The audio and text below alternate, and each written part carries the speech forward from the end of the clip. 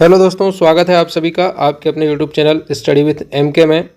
आज के इस वीडियो में मैं आपके लिए लेकर आया हूं 3 मार्च 2018 को जो आरपीएफ कांस्टेबल का पेपर हुआ था उसके जीएस के क्वेश्चन हैं और 15 से 16 क्वेश्चन इस वीडियो में शामिल किए गए हैं जो कि बहुत ही महत्वपूर्ण है और इससे आपको एक आइडिया लगेगा कि किस प्रकार के क्वेश्चन आरपीएफ कांस्टेबल में पूछे जाते हैं।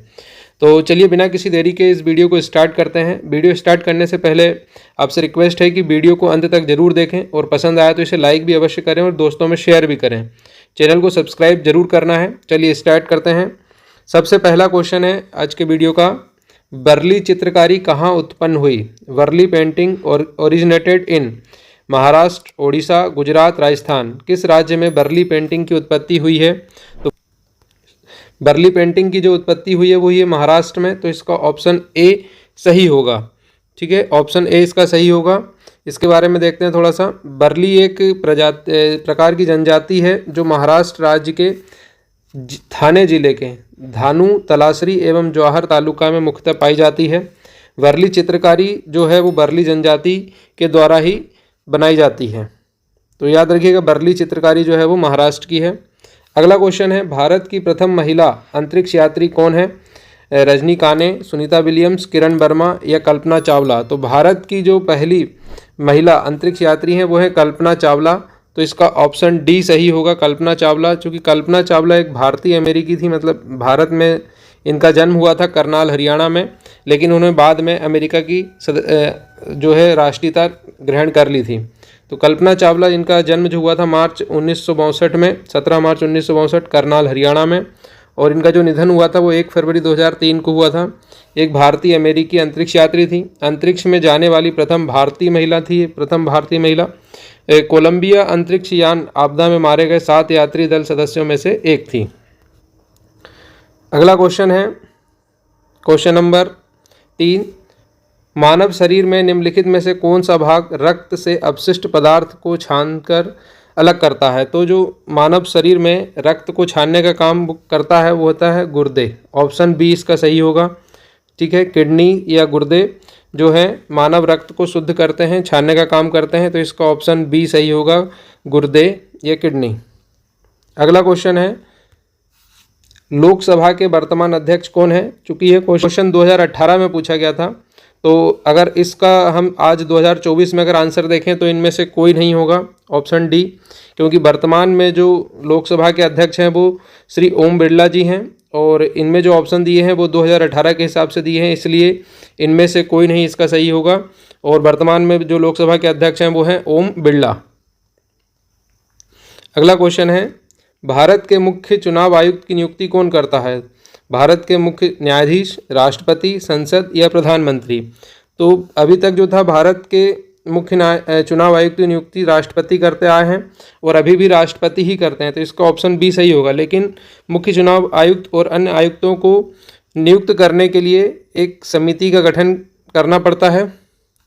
चुनाव आयुक्त की नियुक्ति में बदलाव को लेकर सरकार ने पिछले साल दिसंबर में एक कानून बनाया है सुप्रीम कोर्ट के निर्देश पर, और अब मुख्य जो निर्वाचन आयुक्त और चुनाव आयुक्त को राष्ट्रपति की ओर से एक चयन समिति की सिफारिश पर नियुक्त किया जाता है। ठीक है, एक चयन समिति होती है, इसकी सिफारिश के आधार पर राष्ट्रपति जो हैं वो मुख्य चुनाव आयुक्त और अन्य चुनाव आयुक्तों की नियुक्ति करते हैं। नए कानून के अनुसार एक सरकारी संशोधन के तहत सर्च कमेटी की अध्यक्षता अब कैबिनेट सचिव की जगह कानून मंत्री करेंगे, जिसमें 2 सचिव सदस्य होंगे। कानून मंत्री और 2 केंद्रीय सचिवों की सर्च कमेटी 5 नाम शॉर्टलिस्ट कर चयन समिति को देगी। इनमें से प्रधानमंत्री, एक केंद्रीय मंत्री और विपक्ष के नेता 3 सदस्यीय समिति एक नाम तय करेंगे। तो याद रखिएगा 3 सदस्यीय समिति में कौन कौन होंगे? प्रधानमंत्री होंगे, एक केंद्रीय मंत्री होंगे जिन्हें भी प्रधानमंत्री नियुक्त करें वो, और एक होगा विपक्ष का नेता। तो ये 3 सदस्यीय कमेटी होगी जो नाम तय करेगी, और इसके बाद मुख्य निर्वाचन आयुक्त की जो नियुक्ति है वो राष्ट्रपति के द्वारा की जाएगी। वर्तमान में निर्वाचन आयुक्तों का जो वेतन है वो सुप्रीम कोर्ट के जज के समान होता है, और मुख्य चुनाव आयुक्त और अन्य चुनाव आयुक्तों का जो कार्यकाल होगा वो 6 साल या 65 वर्ष की आयु तक जो भी पहले हो वो रहेगा। तो याद रखिएगा भारत में मुख्य चुनाव आयुक्त की नियुक्ति राष्ट्रपति द्वारा की जाती है, लेकिन इससे पहले उस के नाम जो सजेस्ट करती है वो एक कमेटी करती है जिसमें प्रधानमंत्री, एक केंद्रीय मंत्री और विपक्ष के नेता, ये 3 सदस्यीय समिति होती है। अगला क्वेश्चन है, चिल्का झील जो भारत के खारे पानी के सबसे बड़ी पारिस्थितिक तंत्र है निम्नलिखित में से किस राज्य में है? तो चिल्का झील जो है वो है ओडिशा में। तो इसका ऑप्शन सी सही होगा, चिल्का झील है ओडिशा में। अगला क्वेश्चन है, निम्नलिखित में से किसे भारतीय संसद के निचले सदन के रूप में जाना जाता है? तो भारतीय संसद के 3 जो होते हैं सदन होते हैं।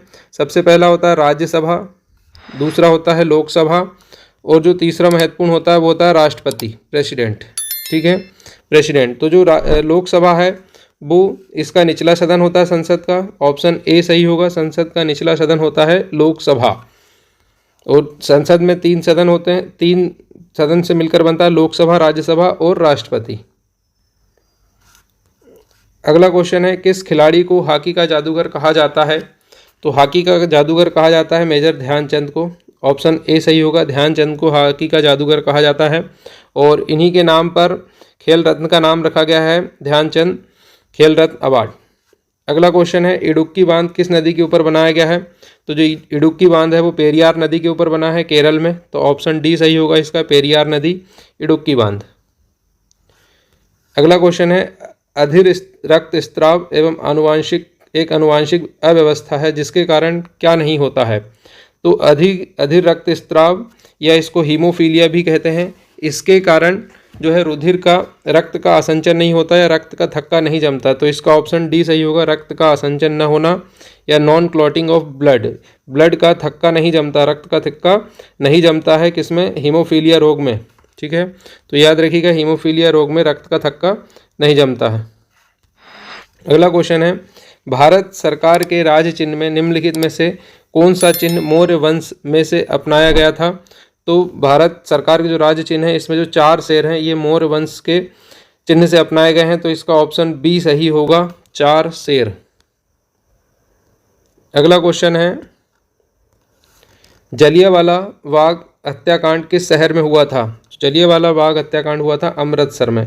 ऑप्शन सी इसका सही होगा, ऑप्शन सी अमृतसर इसका सही होगा। 19 अप्रैल 1919 को जलियांवाला बाग में एक सभा में अंग्रेजों द्वारा गोली चलवा दी गई थी। तो जो जलियांवाला बाग हत्याकांड हुआ था वो हुआ था अमृतसर में। ठीक है, तो इसका ऑप्शन सी सही होगा। अगला क्वेश्चन है, इंडिया विंस फ्रीडम पुस्तक को किसने लिखा था? तो इंडिया विंस फ्रीडम पुस्तक लिखी थी मौलाना अबुल कलाम आज़ाद। ठीक है, ऑप्शन बी इसका सही होगा, India wins freedom Maulana Abul Kalam Azad द्वारा लिखी गई थी।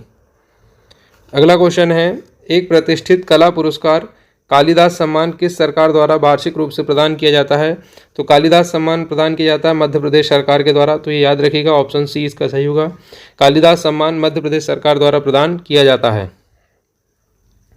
अगला क्वेश्चन है, गोलकुंडा किला निम्नलिखित में से किस राज्य में स्थित है?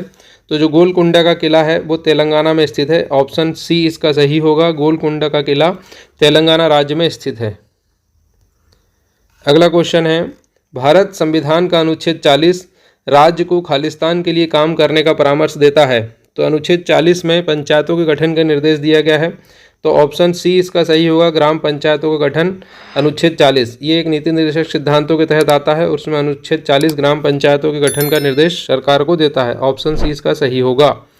तो ये थे कुल 16 क्वेश्चन अभी तक जो एग्जाम हुए थे आरपीएफ कांस्टेबल 2018 में, उससे एक पेपर निकाल कर मैं लाया हूं। और उसके जो 16 क्वेश्चन थे जीएस के, बहुत महत्वपूर्ण क्वेश्चन है। और अगले वीडियो में मैं इसके अगले शिफ्ट का जो क्वेश्चन पेपर होगा उसके एक क्वेश्चन निकाल कर लाऊंगा। तो अगर आपको वीडियो अच्छे लग रहे हों तो चैनल को सब्सक्राइब जरूर करें और वीडियो को शेयर भी एक दूसरे को ज़रूर करें, जिससे सभी का लाभ हो सके। धन्यवाद।